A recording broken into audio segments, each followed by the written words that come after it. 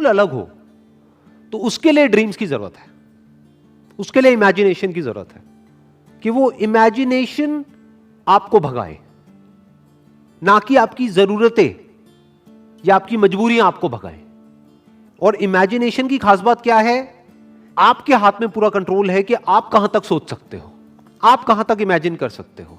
उसका आपकी रियलिटी से कोई कनेक्शन नहीं है। हो सकता है आप एक ऐसे बैकग्राउंड से हो जहां से कि वो इमेजिनेशन दूर दूर तक मैच नहीं हो रही है। और उसका सबसे बड़ा एग्जाम्पल कौन है? Doctor APJ Abdul Kalam. पहले तो एक इतने छोटे से गांव से निकल करके एक इतना बड़ा साइंटिस्ट बनना, और उसके बाद में भी इस कंट्री के प्रेसिडेंट बनना। लाखों करोड़ों स्टूडेंट्स के लिए वो एक आइडल हैं आज भी। अगर जिस बैकग्राउंड से वो आए, जो उनकी रियलिटी थी, अगर उसके बेस पे उनका फ्यूचर डिसाइड होता तो कभी भी वो इसका 1% भी अचीव नहीं कर पाते जो उन्होंने अचीव किया। लेकिन जो भी कुछ उन्होंने अचीव किया वो किया अपनी ड्रीम्स के बेस पर। और अगर ध्यान से उनकी लाइफ को ऑब्जर्व करोगे तो कभी भी उनका सपना ये नहीं रहा कि मुझे ये पाना है, मुझे वो पाना है, मुझे वो पाना है, मुझे वो पाना है, क्योंकि ये सपना तो आपको भिखारी बना देता है। उनका सपना हमेशा से ये रहा है कि मुझे ये करना है, मुझे ये करना है, मुझे ये करना है, मुझे ये करना है, अब ये कर लिया, अब ये करना है, अब ये कर लिया, अब मुझे ये करना है, अब ऐसे कंट्रीब्यूट करना है, अब ऐसे शेयर करना है। इनफैक्ट एक आदमी की असली पहचान इससे नहीं होती कि उसको कितना मिला है, क्योंकि अगर इसी से होती तो सबसे ज्यादा लाइफ में किसको मिलता है? एक भिखारी को। पूरी जिंदगी सिर्फ मिलता ही मिलता है। तो एक आदमी की असली पहचान इससे नहीं होती कि उसको कितना मिला है, बल्कि इससे होती है कि उसने क्या दिया है। तो अगर उनकी लाइफ को आप ध्यान से ऑब्जर्व करोगे तो आप एक ही चीज नोट करोगे कि उन्होंने सिर्फ दिया ही दिया है। बड़ी सिंपल लाइफ जी है उनकी लाइफ को अगर आप ऑब्जर्व करोगे, बहुत ही simple life, down to earth life. और लाइफ का सिर्फ एक ही मिशन रहा है कि किस तरीके से मैं कंट्रीब्यूट कर सकता हूं, किस तरह से जो आने वाली जनरेशन है उसको इंस्पायर किया जा सकता है, किस तरह से बच्चों के अंदर जो एक स्पार्क है जो हर बच्चे में होता है उस स्पार्क को इग्नाइट किया जा सकता है। यही उनकी पूरी लाइफ का मिशन रहा है। ऐसी लाइफ कैसे पॉसिबल हो पाई? On the basis of dreams, on the basis of imagining the future as he wanted. In fact जानवरों में और इंसानों में सबसे बड़ा फर्क यही है। जानवरों को उनकी जरूरतें भगाती है, उनकी मजबूरियां भगाती है, उनकी भूख भगाती है। बट इंसान होने का असली मतलब यह है कि आपको आपकी जरूरतें ना भगाएं, बल्कि आपकी सोच भगाए, बल्कि आपकी ड्रीम्स भगाए, बल्कि आपकी इमेजिनेशन भगाए। आप फ्यूचर को खुद इमेजिन करो, जैसा फ्यूचर आप चाहते हो अपने लिए, और फिर उस फ्यूचर को क्रिएट करो। That is the power of being human. इसीलिए कहा जा रहा है you have to dream before your dreams can come true. तो मैंने अपने अलग अलग सेशंस में कई बार ये बात बोली है, लेकिन ये बात इतनी इंपॉर्टेंट है कि एक बार और बोलनी बनती है यहां पर।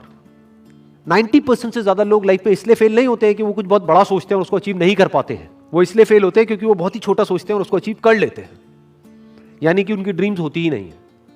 लोग इसलिए नहीं फेल होते हैं कि उनकी बहुत बड़ी ड्रीम्स थी और वो पूरी नहीं हुई। लोग इसलिए फेल होते हैं क्योंकि एक्चुअल में उनकी कोई ड्रीम्स थी ही नहीं। Next quote is, man needs his difficulties because they are necessary to enjoy success. इस कोटेशन की जो डेप्थ है वो वही समझ सकता है जिसने एक्चुअल में बहुत बड़ी सक्सेस लाइफ में अचीव करी हो और जिसने बहुत बड़े बड़े फेलियर्स भी देखे हो। बिल्कुल इसी तरीके से यहां पर क्या कहा जा रहा है कि पानी की इंपॉर्टेंस सिर्फ वो आदमी समझ सकता है जो कभी प्यास से तड़पा हो। खाने की इंपॉर्टेंस वो आदमी समझ सकता है जिसने भूख देखी हो, जिसको बचपन से ही 56 भोग मिला है, जितनी उसकी भूख थी उससे बहुत ज्यादा मिला है। क्या उसके लिए खाने की कोई वैल्यू है? बट जो आदमी 2 दिन से भूखा है उसको आप कुछ रूखा सूखा भी दोगे तो उसकी क्या वैल्यू है उसके लिए, वो सिर्फ वही आदमी जानता है। ऐसे ही सक्सेस का मतलब सिर्फ वो आदमी समझ सकता है जिसको सक्सेस मुश्किल से मिली हो, जिसके बाप ने कुछ किया और करके एक लेवल तक पहुंचा और उस बच्चे को ले जाकर के कुर्सी दे दी और वहां पर बिठा दिया। वो कभी नहीं समझ सकता कि सक्सेस का मतलब क्या है। इनफैक्ट सक्सेस को वही आदमी डीपली इंजॉय कर पाएगा और ज्यादा टाइम तक इंजॉय कर पाएगा जिसको वो सक्सेस बहुत ही मुश्किल से मिली हो, जो उसके लिए बहुत तड़पा हो। इसको आप इस तरीके से कह सकते हो कि एसी का मजा एक्चुअल में किसको आ सकता है? जिसने गर्मी को फील किया हो, जिसने गर्मी को एक्सपीरियंस किया हो। जैसे मुझे अपने एक बचपन की एक बात याद है। When I was I think around 8 to 10 years old, तो हमारे घर में पंखे होते थे, तो हमारे एक रिलेटिव होते थे, उनके घर में एसी लगा था।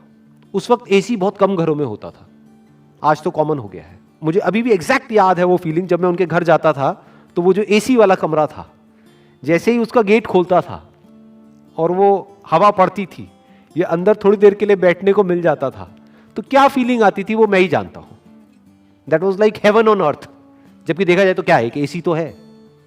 अब ये फीलिंग क्या कभी उस बच्चे को मिली होगी जो पैदा ही एसी में हुआ? तो मुश्किलों से डरो मत, मुश्किलों को अपना दुश्मन मत समझो, मुश्किलें आपकी एक्चुअल में दोस्त है। क्योंकि जितनी ज्यादा आपने मुश्किलें सही हैं, जितने ज्यादा आपने फेलियर्स देखे हैं, उतना ही ज्यादा आपको मजा आने वाला है जब आपको सक्सेस मिलेगी। Next quote is, it is very easy to defeat someone but it is very hard to win someone. किसी को भी हराना बहुत आसान है। कैसे हराना? चाहे फिजिकली हराना, चाहे बातों में हराना। किसी को भी तोड़ना, हराना मतलब तोड़ना, बहुत आसान है। और विन का मतलब जोड़ना, अपने साथ में जोड़ना बहुत मुश्किल है। It is very hard to win someone. कैसे जीतना? उसका दिल जीतना, उसको जीत लेना, उसको दोस्त बना लेना, उसको अपना बना लेना, उसको अपने साथ जोड़ लेना बहुत मुश्किल है। क्योंकि उसके लिए एक ऐसी क्वालिटी चाहिए जो बहुत ही कम लोगों में होती है। क्या है वो क्वालिटी? पेशेंस। बहुत पेशेंस चाहिए। जैसे आपके घर में कोई पौधा है, उसको तोड़ना कितना आसान है, उसको पकड़ो और जड़ से उखाड़ दो और फेंक दो। बट उसको पालना कितना मुश्किल है। रोज पानी देना होगा, ध्यान रखना होगा, कहीं कीड़े तो नहीं लग रहे, तो खाद डालनी होगी, उसको सनलाइट देनी होगी प्रॉपर, ना ज्यादा ना कम। मतलब कितना एफर्ट है। उस पौधे का ध्यान रखना कितना मुश्किल है। बिल्कुल इसी तरह से जैसे एक पौधे को मेंटेन करना होता है, ऐसे ही रिलेशंस को मेंटेन करना होता है। किसी भी रिलेशन को खत्म करना बहुत आसान है, बट उसको समझना, उसके पॉइंट ऑफ व्यू को समझना बहुत मुश्किल है। और मजे की बात क्या है, हमारा जो पूरा का पूरा एजुकेशन सिस्टम है, it is all about defeating someone, not winning someone. उसकी तो कहीं बात ही नहीं होती। जब भी कोई बोलता है कि मैंने टॉप किया है, इसका मतलब क्या? कि बाकी सबको मैंने पीछे छोड़ दिया है। देखो मेरे को ये मेडल मिला है, गोल्ड मेडल मिला है। क्यों? क्योंकि मैं रेस में फर्स्ट आया हूं। मतलब क्या? मैंने बाकी सबको हरा दिया है। I have defeated everyone else. तो हमारी जो ट्रेनिंग हो रही है बचपन से ही, कंडीशनिंग हो रही है, जिस तरह का एटमॉस्फेयर है चारों तरफ, जिस तरह का हमारा एजुकेशन सिस्टम है, जिस तरह की घर पे बातें होती हैं, जिस तरह के कंपैरिजंस होते हैं, यहां तक कि भाई बहन को भी नहीं बख्शा जाता है, आपस में लड़वा देते हैं कि देख तेरी बहन कितनी अच्छी है पढ़ाई में, तू कितना गया गुजरा है, तू कितना निकम्मा है। तो ये क्या किया जा रहा है? कंपटीशन करवाया जा रहा है और एक दूसरे को पीछे छोड़ने की कोशिश करी जा रही है। चारों तरफ किसी दूसरे को हराने के बारे में सोचा जा रहा होता है। तो ये तो हमारी रग रग में दौड़ रहा है। किसी को तोड़ने के लिए जो चाहिए वो तो हमारी रग रग में दौड़ रहा है। तो सवाल ये उठता है कि किसी को जोड़ने के लिए, किसी से जुड़ने के लिए और किसी को अपने साथ जोड़ने के लिए, किसी को अपना बनाने के लिए क्या क्वालिटीज हमारे अंदर होनी चाहिए, वो समझना पड़ेगा और वो अपने अंदर डेवलप करना पड़ेगा। उसके अंदर सबसे बड़ी क्वालिटी होनी चाहिए पेशेंस। दूसरी होनी चाहिए केयरिंग एटीट्यूड। कि ये नहीं कि आप पूरी तरह से सेल्फिश हो जाओ, अपने बारे में सोच रहे हो। सामने वाले की केयर करनी होगी, सामने वाले की जो फीलिंग्स है उसकी केयर करनी होगी। अगर दूसरे वे में देखा जाए तो एक तरफ से क्या हो रहा है, जब आपने किसी को हराया तो जिंदगी भर के लिए आपको एक दुश्मन मिल गया, क्योंकि अब वो मौका ढूंढेगा आपको हराने का, और आज नहीं तो कल आपको हराएगा। वो किसी भी तरीके से आपको हराएगा। तो आपको क्या मिला? किसी को हरा करके एक जीत मिली छोटी सी, लेकिन जिंदगी भर के लिए एक दुश्मन मिल गया। दूसरी तरफ से अगर किसी को हमने अपना बना लिया, तो अगर हम किसी वजह से हार भी गए on a temporary basis because of some reason, तो वो हार बहुत छोटी है उसके आगे जो एक्चुअल में हमको मिला है। क्या मिला है? जिंदगी भर के लिए एक दोस्त मिल गया है। और दोस्त अगर एक्चुअल में दोस्त हो, वो नहीं जो सिर्फ मतलब के लिए होते हैं। दोस्ती अगर असली दोस्ती हो तो उसकी वैल्यू पैसे में आंकी नहीं जा सकती है, या ये कह लो उसकी कोई वैल्यू ही नहीं है। That is priceless. देखो ध्यान से समझो क्या हुआ कि जब भी आप किसी को हराते हो तो याद रखना, आपको लग रहा है कि आपने उस एक को हराया है तो मेरा एक ही दुश्मन बना। अरे आपका एक दुश्मन नहीं बना है, उसके सारे दोस्त भी तो आपके दुश्मन बन गए। तो अब आपका एक दुश्मन नहीं है। अगर इस आदमी के 1000 दोस्त हैं तो अब आपके 1001 दुश्मन है। दूसरी तरफ से अगर आपने किसी को अपना बना लिया है या एक दोस्त बनाया है, तो यह मत समझो आपने एक दोस्त बनाया है।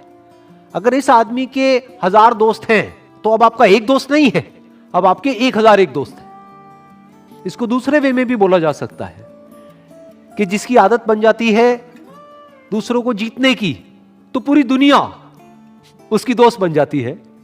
और दूसरी तरफ से जिसकी आदत है सिर्फ दूसरों को नीचे गिरा करके खुद ऊपर उठने की, या दूसरों को हरा करके खुद जीतने की, उसकी पूरी की पूरी दुनिया ही दुश्मन है।